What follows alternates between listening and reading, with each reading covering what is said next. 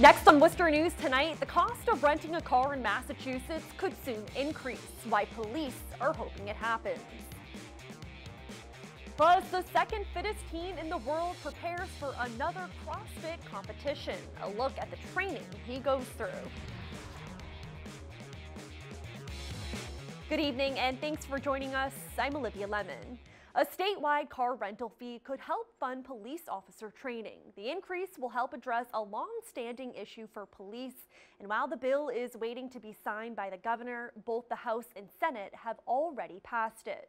Our Brittany Schaefer joins us now to explain. Brittany? Olivia, if you rent a car for a day, week, or month, there would be a one-time fee of $2. Supporters say it would double the current funding police receive for training. State lawmakers approve a bill which would increase the cost of renting a car in Massachusetts. The extra money could help better protect police officers. We've been looking for a long time to fund municipal police training from a dedicated revenue source. So we're hoping that this will solve an issue that we've been trying to address for a long time. The bill calls for a $2 surcharge when renting a car. Currently, fire departments have a similar surcharge on a homeowner's insurance policy. Massachusetts Chiefs of Police Association President Stephen Weiner says it will cover various trainings like defense tactics, firearms, CPR, and mental health training. Covering some very needed police training in this state. And it's going to, at least at this point, we anticipate will double the funding that we get right now. State Representative Paul Frost is in favor of the bill and says most of the House supported it. I think overall it was very positive.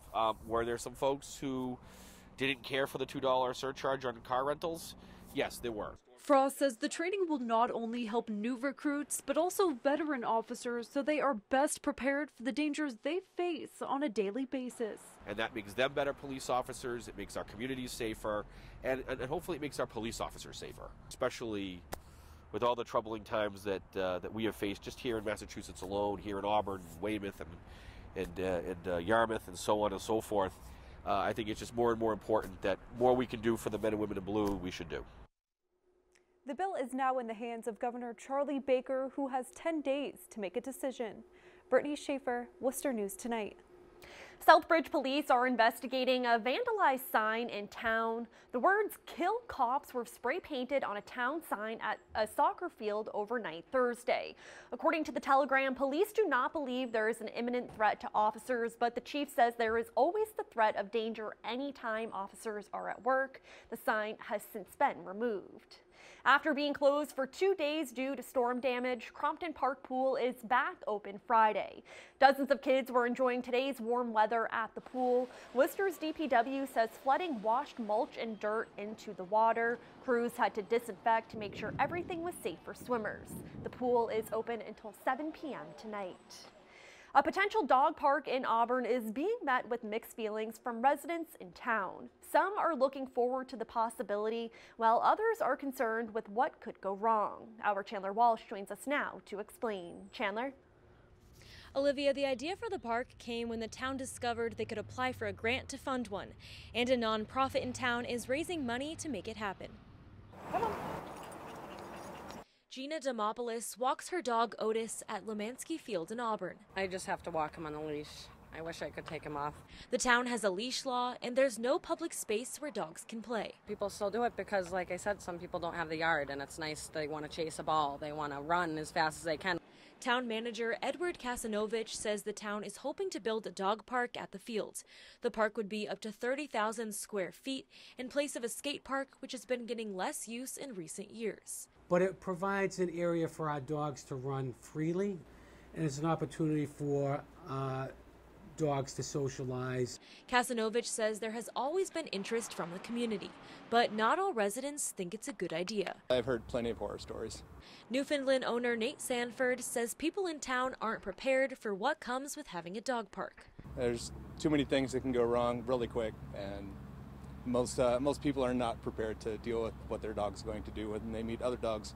The town is applying for a grant of up to $250,000 to fund the park, but they need the nonprofit the Fur Friends of Auburn to raise 10% of the money first. They've already raised $10,000 in less than a year. This is a one-time opportunity for the town to explore this grant.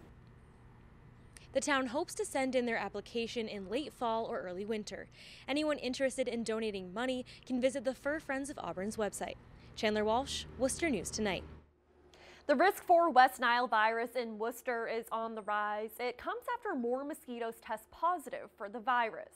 The Massachusetts Department of Public Health raises the West Nile virus risk level in the city to moderate.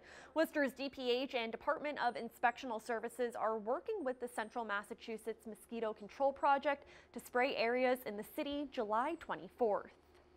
Young patients at UMass Memorial Children's Medical Center get a chance to spend time with Patriots players Friday. The team donated footballs and hats to kids, many of whom lost their hair due to medical treatment. Players say they were happy to interact with patients who are often stuck inside and going through treatments. Oh, that's the mundane of being in this hospital, seeing these walls, seeing the same faces over and over again.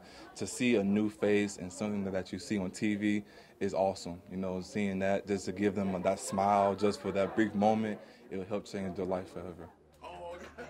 And the players say meeting the kids helps put everything into perspective. A Central Massachusetts teenager is looking to claim the title as the fittest teen in the world. In 2016, he was named the second fittest. Zach Mayer says a strict diet and training and the support of his CrossFit family help push him towards his goal. Our Roslyn Flaherty joins us now with this story. Roslyn? Olivia, he's been doing CrossFit for many years after his mom got him involved, and now he's hoping to keep his high standing.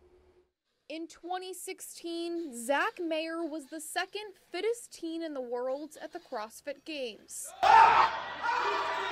An impressive title, and this year the 17-year-old is hoping to do even better. A lot of training, like morning, afternoon, evening. Mayer started CrossFit at 10 years old after seeing his mom do the sport. I kind of started watching her do it, and then it just looked like fun. And then once I got older, I just took it more seriously. He's training 5 days a week at the Leominster CrossFit 978 gym and keeping a strict diet in order to be ready to compete next month. Proud of him. He puts a lot of time and effort. He works hard, so it's nice to see that it's paying off. He competed in the games last year hoping to keep his high standing, but had to withdraw due to a shoulder injury. It's disappointing because you put all the time and effort in. Everyone here supports you, so it's kind of like you want to do good for all the people here.